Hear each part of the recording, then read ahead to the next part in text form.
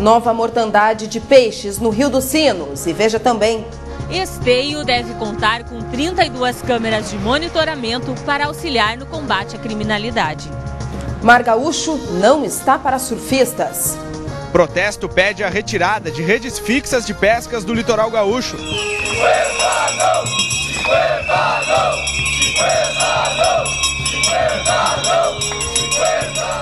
Depois do calor e do temporal, friozinho deve permanecer no estado.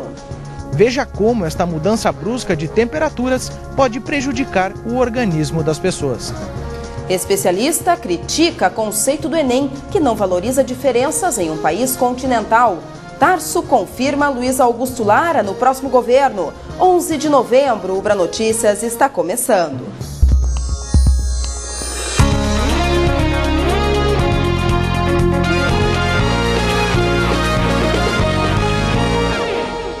Boa noite. O governador eleito Tarso Genro embarca amanhã para a Europa, onde participa de reuniões com empresários e membros de movimentos sociais. Hoje, o petista anunciou mais um secretário do futuro governo. Luiz Augusto Lara, presidente estadual do PTB, é o mais novo nome anunciado para integrar o governo petista. O deputado assumirá a Secretaria do Trabalho. Acho que mostra o caráter de compromisso e de palavra, né, que foi assegurada a toda a bancada estadual e bancada federal. O governador eleito promete anunciar outros nomes quando retornar da Europa. Enquanto ele viaja, a comissão de transição, composta por 5 equipes com representantes de partidos da coalizão, continua o levantamento de informações, diagnósticos e propostas para o novo governo. E temos a convicção, né, que todo o processo de transição implica num diálogo público, em debates públicos. A coordenação do processo de transição, de todos os grupos de transição, será feita pelo vice-governador Beto Gril. Tarso afirmou que não haverá cotas de partidos, nem projetos isolados de seus secretários. Todas as cotas são cotas do governo, são cotas do governador, que é ele que assume a responsabilidade de nomeá-los e ele que assume a responsabilidade de defender o trabalho desses secretários. Hoje à tarde, no Fórum Central de Porto Alegre, aconteceu a segunda audiência do processo criminal que o ex-marido da governadora, o advogado Carlos Crucius, move contra o vereador Pedro Ruas. O motivo? Difamação. Em 2009, o vereador teria acusado Crucius de ter roubado dinheiro na campanha ao governo em 2006. Ruas tentou escapar do processo, alegando imunidade parlamentar. Foram mais de 2 horas de audiência, com portas fechadas. As testemunhas de acusação e defesa foram ouvidas. Quem faz uma acusação desta gravidade tem que trazer a prova e mostrar. Senão fica desacreditada a política, parece que a manobra eleitoral. O vereador Pedro Ruas fez um serviço para a sociedade gaúcha ao combater essas práticas que se viram no governo do estado. Não houve acordo entre as partes. O resultado final do processo sai em 15 dias.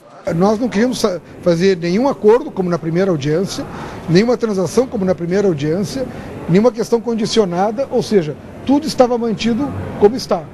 Agora está sob júdice. Moralmente, o senhor Pedro Ruas já se autocondenou ao invocar uma pretensa imunidade parlamentar para fugir das consequências das suas afirmações. Então, acho que moralmente essa questão já está resolvida. Esteio é o mais novo município da região metropolitana a contar com sistema de vídeo monitoramento para combater a criminalidade. O menor município em extensão do estado, com 32 quilômetros quadrados, tem agora uma câmera de monitoramento para cada quilômetro. As imagens captadas pelos 32 dispositivos, localizados em pontos estratégicos, vão para a central de monitoramento. O resultado do investimento de mais de R$1 milhão deve ser a diminuição dos índices de criminalidade. Através de 4 câmeras instaladas desde o ano passado, 950 ocorrências já foram registradas. Além de Esteio, outras 6 cidades da região metropolitana já contam com sistema de videomonitoramento para auxiliar no combate à criminalidade. Um trabalho de inteligência, um trabalho de diagnóstico da violência e um trabalho de enfrentamento com mais agilidade, com mais rapidez. E esse trabalho de vídeo monitoramento não substitui o trabalho policial. O trabalho de monitoramento vai funcionar em parceria com a Guarda Municipal e a Brigada Militar. Um outro projeto a ser implantado nos próximos meses é o identificador facial biométrico, que vai auxiliar a polícia na procura por foragidos. Ele é um projeto pioneiro, deve ser desenvolvido pela Prefeitura para identificar prioritariamente os indivíduos procurados pela Justiça. Estamos já instalando ele no município em fase de testes, né? Ele vai ficar um período de 30 dias testando, posterior a gente vai implementar mesmo.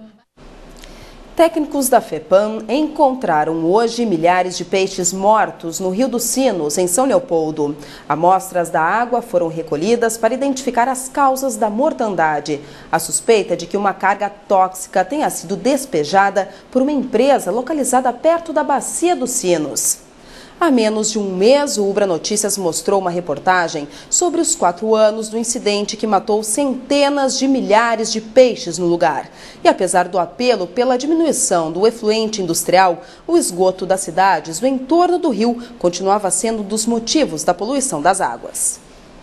O Tribunal de Contas da União quer que 32 obras do governo federal sejam paralisadas por irregularidades, entre elas 18 do PAC. O TCU recomendou ao Congresso Nacional que bloqueie recursos para essas construções no orçamento de 2011. Durante 8 meses, de janeiro a agosto desse ano, o Tribunal de Contas da União fiscalizou mais de 200 obras do governo federal em várias partes do país. Construções e reformas de ferrovias, rodovias, portos e refinarias que juntas somam mais de 35 bilhões de reais. Das 231 fiscalizadas, apenas 9 tiveram suas contas e projetos aprovados pelo TCU. 6 tiveram retenção parcial. 184 registraram pequenos indícios de irregularidade e 32 obras estão com indícios graves de sobrepreço e superfaturamento. O relatório do TCU recomenda que essas 32 obras sejam paralisadas e que os recursos de 2,5 bilhões de reais sejam cortados do orçamento de 2011. 18 dessas obras com irregularidades são do PAC, Programa de Aceleração do Crescimento. Entre elas, a refinaria de Abreu e Lima, em Pernambuco, e a Repar, refinaria Getúlio Vargas, no Paraná, a ampliação dos aeroportos de Guarulhos, em São Paulo, e de Vitória, no Espírito Santo, e o trecho 3 do metrô do Rio de Janeiro. A decisão de cortar ou não os recursos para as obras será do Congresso Nacional. Eu não acho uma boa premissa você paralisar obras porque tem suspeitas ou indícios. Elas são retomadas 6 meses, 1 ano depois, acaba a obra ficando muito mais cara do que ela sairia pelo que estava escrito. O Conselho de Representantes da Fiergs começou hoje uma mobilização contra a volta da contribuição permanente sobre a movimentação financeira, a CPMF. A proposta da entidade é que os sindicatos filiados, associações industriais, centros e câmaras se dirijam aos atuais parlamentares e aos eleitos para cobrar uma posição. A volta do imposto criado para abastecer o sistema de saúde foi sugerida por vários governadores e ainda não foi descartada pela presidenta eleita Dilma Rousseff. O imposto vigorou por 10 anos, de 97 a 2007. Segundo a Fiergs, a CPMF compromete a competitividade das empresas.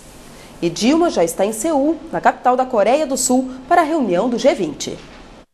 A presença de Dilma na cúpula dos países ricos e emergentes está sendo tratada como a estreia dela no cenário internacional.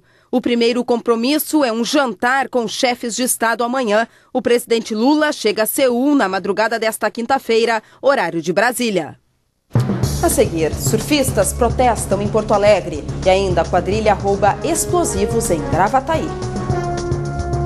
A Secretaria da Produção e Comércio de Porto Alegre promove cursos gratuitos de capacitação gerencial para artesãos, ambulantes e comerciantes populares da capital. As inscrições são realizadas na Avenida Oswaldo Aranha, número 308, no bairro Bonfim. É preciso levar cópia do RG, do CPF e comprovante de residência.